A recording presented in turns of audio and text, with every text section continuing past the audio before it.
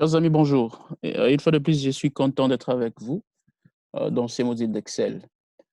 Dans notre chapitre résumé des données, nous allons parler d'un point très important qui s'intitule nomination des cellules. Comme vous l'avez vu dans les précédentes vidéos, nous avons eu à parler sur beaucoup de choses, alors je vous encourage de les mettre en pratique. Quand nous parlons de nomination de cellules, de quoi s'agit-il? Je vais juste faire une petite démonstration pour vous aider à comprendre beaucoup plus rapidement ce que nous voulons apprendre. Il peut se faire que vous retrouvez sur une feuille Excel contenant assez d'informations, une multitude d'informations. Rassurez-vous que vous n'êtes pas un ordinateur, même un ordinateur craquerait à un certain moment si les données, les informations ne sont plus supportées par la capacité de la mémoire. Alors, pour alléger votre tâche, pour alléger votre mémoire, pour ne pas à ce que vous rendiez certaines informations comme étant un fardeau sur vous, vous devez apprendre la nomination de cellules. Alors, j'ai devant moi une feuille Excel, là où j'ai les noms de personnel, j'ai leur province d'origine, les âges, le niveau d'expérience qui sont estimés sur une échelle allant de 1 à 5. Nous avons les salaires mensuels de ces personnes. Alors, supposons que nous voulions trouver la projection de salaire de ces différentes personnes euh, dans les prochains 12 mois. Alors, je vais juste essayer de bouger ceci. Je mets là-bas projection. Pourquoi ne pas effacer le 12? Parce que j'ai déjà prévu un 12 là. 12 mois, je fais entrer. Alors, je vais juste bouger les deux éléments vers la droite. D'accord. Là, je peux tout simplement centrer projection, projection. Bon, projection. Donc, dans les prochains 12 mois et dans les prochains 24 mois de ces différents employés. Qu'est-ce qui se passe? Je vais tout simplement multiplier les salaires de ces différentes personnes par 12 dans le premier cas, et dans le deuxième cas, je devrais multiplier ça par 24. Qu'est-ce qui se fait?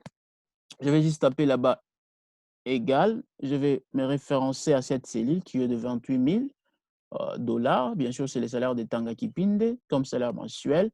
Je vais multiplier cela par 12. Je vais référencer cela à la cellule G2. Alors là, je suis obligé d'utiliser la fonction F4 pour verrouiller cette cellule totalement, pour ne pas faire à ce que quand je vais essayer d'étirer ça vers la gauche, non, que vouliez-vous? Que vouliez-vous? Est-ce que je suis obligé de verrouiller cela parce que je veux que ça calcule aussi les informations contenues dans la cellule H2. Là, je dois déverrouiller cette cellule. Oui, je dois déverrouiller cette cellule. Donc là, j'appuie F4 une fois de plus, plusieurs fois, ainsi de suite. D'accord. Alors, je laisse ça comme ça parce que j'aimerais à ce que ça puisse quitter d'une, ça puisse aller d'une colonne à une autre, tout comme d'une ligne à une autre. Alors, ce qui va se passer, c'est ceci. Alors, comme je le disais tantôt, donc nous sommes là. Je vais euh, uniquement verrouiller, je vais uniquement verrouiller les lignes. Je vais uniquement verrouiller les lignes. Donc, je vais voir un S devant la lettre, les chiffres 2 pour que quand je vais essayer d'incrémenter vers la droite ou comme vers la gauche, que ça puisse migrer d'une cellule à une autre, mais que ça garde uniquement les informations qui sont dans les cellules GD et HD.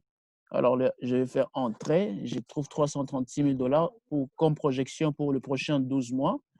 Et là, comme la projection pour le prochain 24 mois, alors qu'est-ce qui se passe? Je vais incrémenter vers le bas et là, j'ai tous les éléments pour les 24 mois et les 12 mois, bien sûr. Alors, qu'est-ce qui se passe? Qu'est-ce qui se passe ici? Voilà. Supposons si je vais connaître uniquement les informations qui concernent un certain Tanga Kipinde Orna. Ça, c'est un élément. Que faire?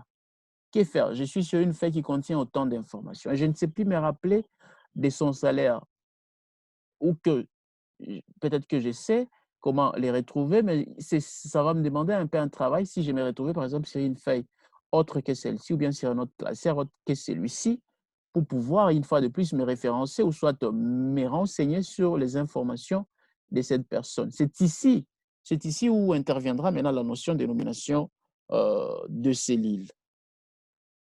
Alors, qu'est-ce qui va se passer pour m'éviter des problèmes pendant que, ou soit pour faire à ce que je sois beaucoup plus rapide dans mon travail? Je vais me dire que, OK, la cellule G3, c'est la projection salariale de M. Ntanga dans le prochain 12 mois. Alors, prochainement, si je vais calculer cette cellule fois 4, fois 4 ans, je vais venir là-bas. Qu'est-ce que je fais? Je tape égal. Je vais me référencer, bien sûr, à cette cellule qui est de 336 000 francs. Je peux multiplier ça, par exemple, bon, mettons même par 10, parce que c'est dans un cadre beaucoup plus illustratif. Donc, dans 10 ans, ce monsieur aura 3 360 000 dollars américains. Alors, il se peut que je suis sur une autre feuille. Je ne sais plus me retrouver ou que je vais être rapide dans mon travail. Qu'est-ce que je fais? Je vais d'abord nommer cette cellule. Je vais la renommer parce que, rappelez-vous, quand nous parlons d'une cellule, c'est juste l'intersection de cette colonne et de la ligne 3. Maintenant, quand vous regardez sur votre barre de formule, vous verrez qu'à votre gauche, il y a une zone de nom. On appelle ça zone nom. Alors, c'est cette zone qui contient les noms par défaut donnés à cette cellule. Je sélectionne ce nom qui est donné par défaut. J'écris Tanga à la place. Alors, pour que ceci soit enregistré, qu'est-ce que je fais? J'appuie juste Entrée sur mon clavier. Automatiquement, cette cellule sera renommée comme Tanga. Je peux aller cliquer n'importe où. Vous verrez que là, par exemple, ça me donne ici. Mais quand je clique là, ça me donne Tanga dans la zone de nom. Alors, je peux rentrer ici. Je tape égal. Au lieu que je puisse encore une fois de plus rentrer sur la cellule G3 pour me référencer aux informations de Tanga, je peux directement taper par là où je suis Tanga. Et il y aura un menu qui va apparaître, qui va proposer différentes fonctionnalités et puis différents noms. Quelle est la différence à faire ici? Quand vous avez un élément qui a un fx, mathématiquement parlant, fx veut dire une fonction. Maintenant, pour différencier les noms ainsi que les fonctions, vous verrez que toutes les fonctions sont précédées d'un fx. Par contre, tous les noms sont précédés d'un petit tableau où vous verrez que deux de petites cellules ont la couleur bleue. Donc, là, c'est le nom. Alors, je vais juste sélectionner le Tanga qui est là-bas. Par exemple, je me dis, je vais multiplier ça par 10. Je fais Entrée. Voyez-vous, j'ai la même somme. Alors, une fois que j'ai rentré là-bas, je peux configurer ça et mettre ça en dollars comme vous voulez. Ça, c'est un élément. Donc, c'est l'une de méthodes que nous pouvons utiliser pour nommer une cellule. On ne peut pas seulement nommer les cellules. On peut aussi nommer les lignes. On peut aussi nommer les colonnes. Alors, qu'est-ce qui se passe dans les cas où nous voulons nommer, par exemple, les colonnes? Je peux juste illustrer pour les colonnes. Alors, vous allez juste sélectionner tous vos éléments. Je prends par exemple la projection dans 12 mois. Je sélectionne tous les éléments qui sont là. Je viens là, dans la zone de nom. Je dis Pro, par exemple, 12. Je connais que c'est dans 12 mois, je fais Entrée. On dit, vous devez taper une référence valide ou taper un nom pour la sélection. Ici, c'est parce que j'ai mis ensemble des lettres et des chiffres. Alors, dans la plupart des cas, quand vous voulez donner le nom, même à une personne, son nom ne peut pas contenir des chiffres. Donc, vous devez vérifier que vous n'écriviez uniquement que des lettres. Alors là, je peux juste mettre projection. Je peux juste mettre pro, par exemple. Je mets un point pour différencier. Je fais Entrée, ça enregistre automatiquement. Alors, je prends aussi la deuxième colonne, je sélectionne tous les éléments, et je viens là-bas, je mets un pro 100 points, par exemple. Non, je peux juste écrire ça 20. Hein? Je peux mettre ça comme 20. Bon, je sais déjà que c'est 24. Ça, c'est ma manière juste de pouvoir différencier. J'ai fait Entrée. Regardez, c'est comme dit encore. Vous devez taper une référence valide ou taper un nom pour la sélection. Pourquoi? Parce que nous avons inséré un espace entre les deux éléments. Or, il n'est pas permis quand vous donnez un nom à ce que vous mettiez de l'espace. Alors, qu'est-ce que j'ai fait? Je peux juste faire Pro et puis 20. Ça reste là. Maintenant, pour ne pas confondre avec les provinces, je peux juste mettre Pro 100 un point. Je fais Entrée. Et automatiquement, je sais que la première colonne, c'est Pro point et la deuxième colonne, c'est Pro par exemple. Je peux aller là-bas, je sélectionne aussi les âges par exemple. Excusez-moi, je sélectionne les âges. Je nomme là-bas âge, Entrée. niveau, par exemple, je sélectionne tous les éléments, je viens là-bas, j'écris niveau, par exemple, et puis je fais entrée. Très bien, très bien. Alors, supposons que pratiquement, nous voulons maintenant démontrer comment est-ce que cette méthode va vous aider. Supposons que votre chef vous demande quelque chose. J'ai prévu une feuille de prion là-bas, feuille 2 que j'ai ouvert. Supposons qu'on vous demande, par exemple, la moyenne euh, des salaires annuels ou la moyenne dans les 24 mois, par exemple. On peut vous demander la somme des salaires annuels, on peut vous demander la somme des salaires dans les 24 mois. Je vais juste rentrer là-bas pour me rassurer que j'ai nommé aussi la colonne des salaires mensuels. Je ne pense pas. Je vais tout sélectionner. Là-bas, j'écris salaire. Je peux juste mettre salaire ment. Bon, pour moi, ça signifie salaire mensuel.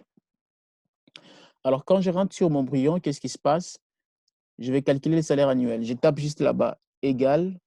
Je mets moyenne comme fonctionnalité. Je vais un peu essayer un peu de faire ça, oui. Moyenne, je mets salaire, par exemple. Automatiquement, salaire main apparaissent, c'est les salaires mensuels. Je sélectionne mes éléments, je ferme la parenthèse et je fais entrer. Donc, je n'ai pas besoin de me mettre à migrer une fois de plus vers la première feuille pour pouvoir sélectionner tous les éléments relatifs au salaire annuel. Je peux tout simplement taper salaire annuel à partir d'une autre feuille. Pourquoi? Parce que j'avais tout simplement renommé ces éléments-là sur la page, plutôt la feuille d'origine. Ça peut être la somme. Je viens juste là-bas, je tape égal somme, je sélectionne. Au lieu que je rentre là-bas, j'écris juste salaire main, et puis je ferme la parenthèse, je fais entrer et j'ai tous les éléments. La même chose, je peux la faire aussi pour le 24 mois. Je tape juste, là, nous trouvons la moyenne, bien sûr. Je tape moyenne, j'ouvre la fonctionnalité. J'avais nommé ça comme pro, si je me rappelle bien, 100 points, bien sûr. Hein. J'espère que nous ne trompons pas. Pro 100 points, je mets entrée et ça me donne la moyenne. Alors là, vous pouvez juste configurer, plutôt vous pouvez faire la mise en forme, vous mettez les signes dollars, tout comme si vous voulez, ça peut être en euros ou en dollars, tout dépend de votre devise.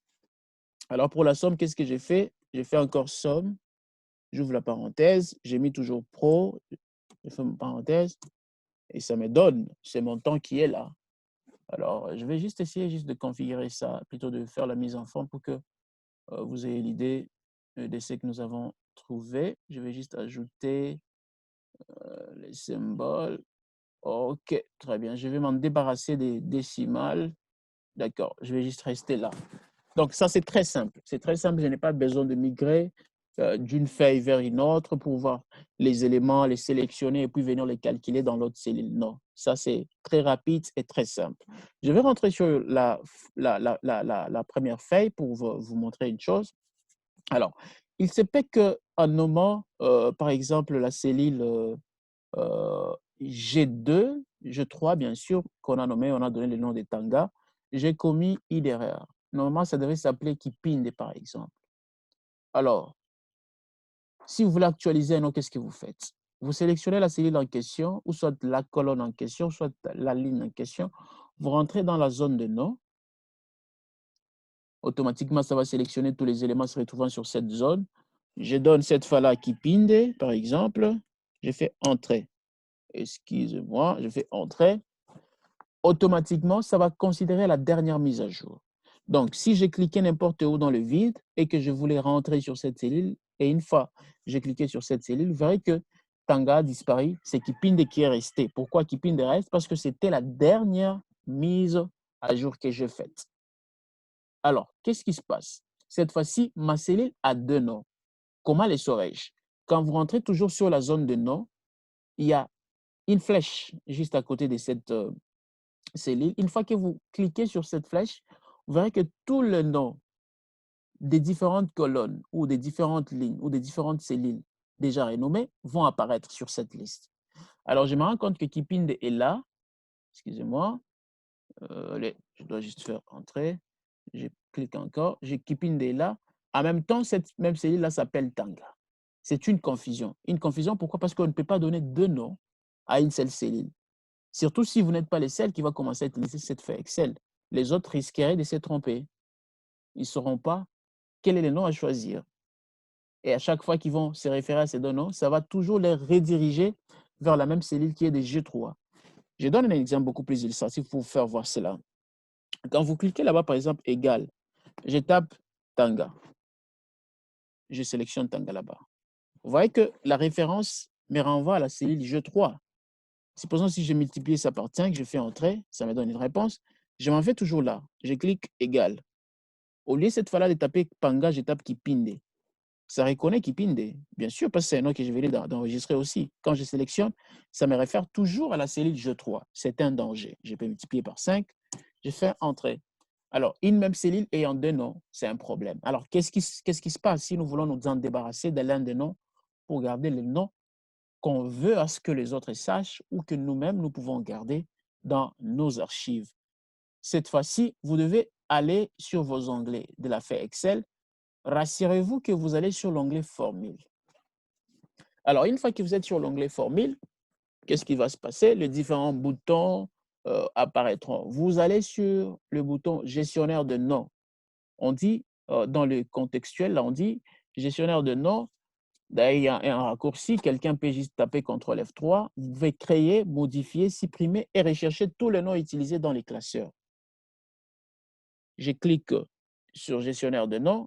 Il y aura une fenêtre, une nouvelle fenêtre qui va s'ouvrir, reprenant tout le nom des différentes lignes et colonnes et cellules qui se retrouvent sur mon classeur Excel. Ça peut être sur n'importe quelle feuille. Alors, une fois que j'ai cliqué tout simplement sur le gestionnaire de noms, j'aurai tous ces éléments. Alors, en ouvrant cette fenêtre, au-dessus de la fenêtre, il y a 3 boutons. Nouveau, modifier, supprimer. Donc, à partir d'ici, quelqu'un serait capable non seulement de créer un nouveau nom, vous pouvez modifier, vous pouvez supprimer, vous pouvez même filtrer. Quand on parle du filtre, nous avons parlé dans le précédente vidéo. Un filtre nous permet tout simplement de chercher les éléments d'une manière beaucoup plus spécifique. Je ne vais pas en revenir. Alors, dans ces cas-ci, je vais supprimer Tanga et garder uniquement Kipinde. Quand vous voulez supprimer, qu'est-ce que vous faites? Vous sélectionnez le nom dont vous voulez vous en débarrasser et vous cliquez sur le bouton supprimer. Une fois que vous cliquez, il y aura un message qui va vous demander, avec un triangle jaune, avec un point d'exclamation à l'intérieur, êtes-vous sûr de vouloir supprimer le nom Kipinde? Comme je suis sûr de ça, je ne peux cliquer que OK. Mais si vous pensez ne pas être sûr de ce que vous voulez faire, rentrez une fois de plus, vérifier. Parce qu'il y a certaines actions qui sont irréversibles. Alors, je vais cliquer sur OK et automatiquement, Kipinde, excusez-moi, Tanga. Oh, j'ai effacé Kipinde, il n'y a pas de problème. Donc, dans tous les cas, supposons que je voulais m'en débarrasser, bien sûr, de Kipinde et garder uniquement Tanga, vous verrez que Kipinde n'est plus sur la liste. Je suis resté uniquement avec Tanga. Ça, c'est la première des choses qu'on peut faire. La deuxième des choses, c'est que nous pouvons modifier. Supposons, je suis là, je rentre un peu sur ma feuille Excel. Il y a certains noms qu'on vient d'ajouter sur ma feuille Excel. Parce que là, nous nous étions uniquement arrêtés sur la ligne 22. Et supposons si nous voulons aller, par exemple, à 30, tout comme à 40, par exemple. Qu'est-ce qui se passe?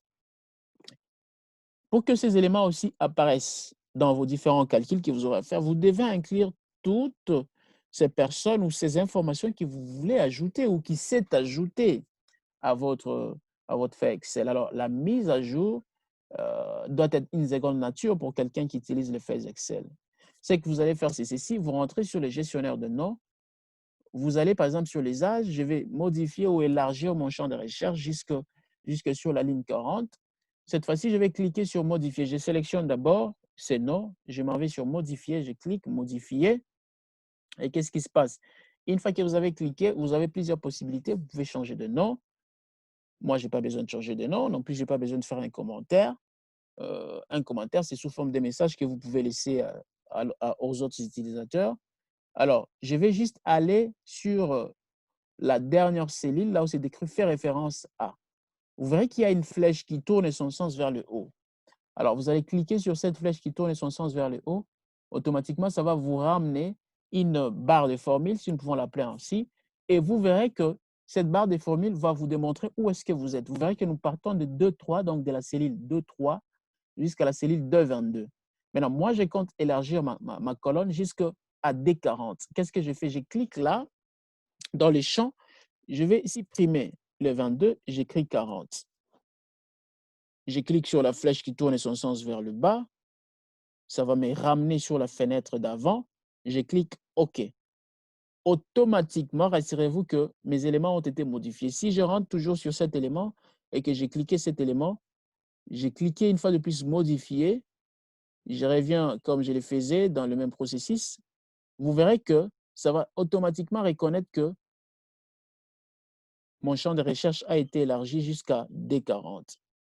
Et si vous voulez le voir, vous pouvez directement voir que il y a il y aura de lignes qui apparaissent automatiquement pour montrer mon champ. Donc là, je ne m'arrête pas uniquement à 2,22, je peux aller jusqu'à D40. Ça, c'est une manière qu'on peut utiliser pour pouvoir modifier vos informations par rapport à une nomination quelconque que vous avez faite. Quelqu'un d'autre voudra, par exemple, ajouter un nouveau nom. Dans ces cas, vous appuyez juste sur Nouveau. Et là, vous pouvez ajouter un nouveau nom, vous pouvez changer tout ce que vous voulez et il suffit juste de cliquer OK à la fin et puis vous avez toutes vos informations comme voulu. Regardez un peu la magie qui se cache derrière l'application Excel. Donc, vous êtes capable de pouvoir modifier vos informations comme vous voulez. Vous pouvez ajouter de nouveau, tout comme vous pouvez supprimer vos différentes nominations. Quand je rentre ici, par exemple, dans la cellule K5, vous allez vous rendre compte que il y a un message d'erreur qui apparaît. Pourquoi? Parce que Kipinde n'est plus sur la liste de noms. Ce n'est plus une référence connue. Et ça va me donner un message d'erreur. Et ces messages d'erreur, nous allons aussi les découvrir plus tard dans les prochaines vidéos, là où nous allons uniquement réserver le temps pour parler de ces messages d'erreur. Voilà un peu en général ce que vous pouvez faire en ce qui concerne la nomination de ces lignes. Alors, si j'ai oublié une chose, c'est une erreur humaine. Et je ne pense pas que cela va bouleverser vos travaux une fois que vous êtes sur une feuille Excel. Donc, faites la même chose chez vous.